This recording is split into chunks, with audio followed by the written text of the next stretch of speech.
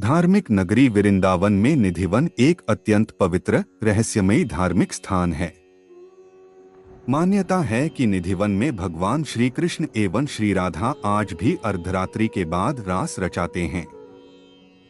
रास के बाद निधिवन परिसर में स्थापित रंग महल में शयन करते हैं। रंग महल में आज भी प्रसाद माखन मिश्री प्रतिदिन रखा जाता है। शयन के लिए पलंग लगाया जाता है। सुबह बिस्तरों के देखने से प्रतीत होता है कि यहाँ निश्चित ही कोई रात्रि विश्राम करने आया तथा प्रसाद भी ग्रहण किया है। लगभग 2-2.5 एकड़ क्षेत्रफल में फैले निधिवन के वृक्षों की खासियत यह है कि इनमें से किसी भी वृक्ष के तने सीधे नहीं मिलेंगे तथा इन वृक्षों की डालियां नीचे की ओर झुकी तथा आपस में गुंथी हुई प्रतीत होती हैं। निधिवन परिसर में ही संगीत सम्राट एवं ध्रुपद के जनक श्री स्वामी हरिदास जी की जीवित समाधि, रंग महल, बांके बिहारी जी का प्राकट्य स्थल, राधा रानी बंशी चोर आदि दर्शनीय स्थान है। निधिवन दर्शन के दौरान वृंदावन के पंडे पुजारी गाइड द्वारा निधिवन के बारे में जो जानकारी दी जाती है उसके अनुसार निधिवन में प्रतिदिन रात्रि में होने वाली श्री कृष्ण की रासलीला को देखने वाला अंधा, गूंगा, बहरा, पागल और उन्मादी हो जाता है ताकि वह इस रासलीला के बारे में किसी को बता ना सके। इसी कारण रात्रि 8 बजे के बाद पशु पक्षी, परिसर में दिन भर दिखाई देने वाले बंदर, भक्त, पुजारी इत्यादि सभी यहाँ से चले जाते हैं और परिसर के मुख्य द्वार पर ताला लगा दिया जाता है।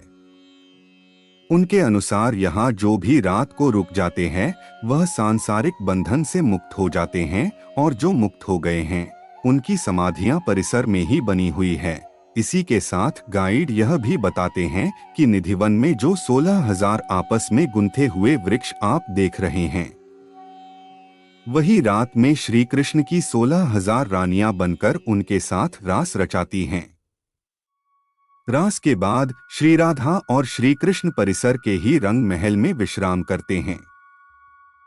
सुबह रंग महल का पट खुलने पर उनके लिए रखी दातून गीली मिलती है और सामान बिखरा हुआ मिलता है, जैसे कि रात को कोई पलंग पर विश्राम करके गया हो। वास्तु गुरु कुलदीप सालूजा बताते हैं कि सच तो यह है कि निधिवन का वास्तु ही कुछ ऐसा है जिसके कारण यह स्थान रहस्यमय सा लगता है और इस स्थिति का लाभ उठाते हुए अपने स्वार्थ के खातिर इस भ्रम तथा छल को फैलाने में वहां के पंडे पुजारी और गाइड लगे हुए हैं, जबकि सच इस प्रकार है। अनियमित आकार के निधिवन के चारों तरफ पक्की चारदीवारी है। परिसर का मुख्य द्वार पश्चिम दिशा में है। परिसर का नैऋत्य कोण बढ़ा हुआ है और पूर्व दिशा तथा पूर्व ईशान कोण दबा हुआ है।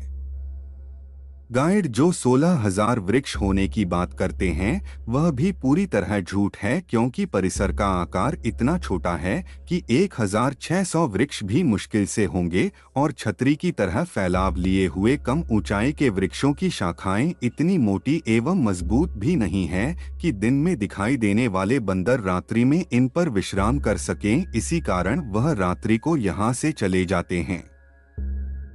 इस परिसर की चारदीवारी लगभग 10 फीट ऊंची है और बाहर के चारों ओर रिहायशी इलाका है, जहां चारों ओर 2-2, 3-3 मंजिला ऊंचे मकान बने हुए हैं और इन घरों से निधिवन की चारदीवार के अंदर के भाग को साफ साफ देखा जा सकता है।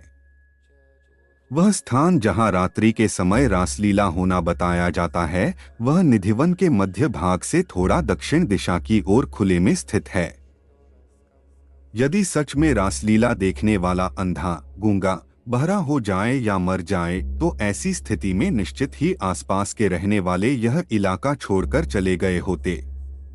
निधिवन के अंदर जो 15 से 20 समाधियां बनी हैं वह स्वामी हरिदास जी और अन्य आचार्यों की समाधियां हैं, जिन पर उन आचार्यों के नाम और मृत्यु तिथि के शिलालेख लगे हैं।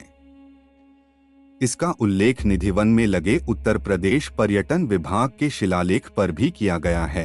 इन्हीं समाधियों की आड़ में ही गाइड यह भ्रम फैलाते हैं कि जो रासलीला देख लेता है वह सांसारिक बंधन से मुक्त हो जाता है और यह सभी उन्हीं की समाधियां हैं।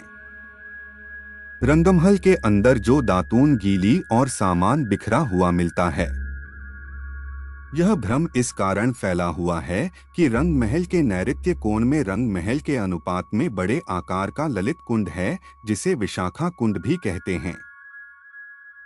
जिस स्थान पर नैऋत्य कोण में यह स्थिति होती है, वहां इस प्रकार का भ्रम और छल आसानी से निर्मित हो जाता है।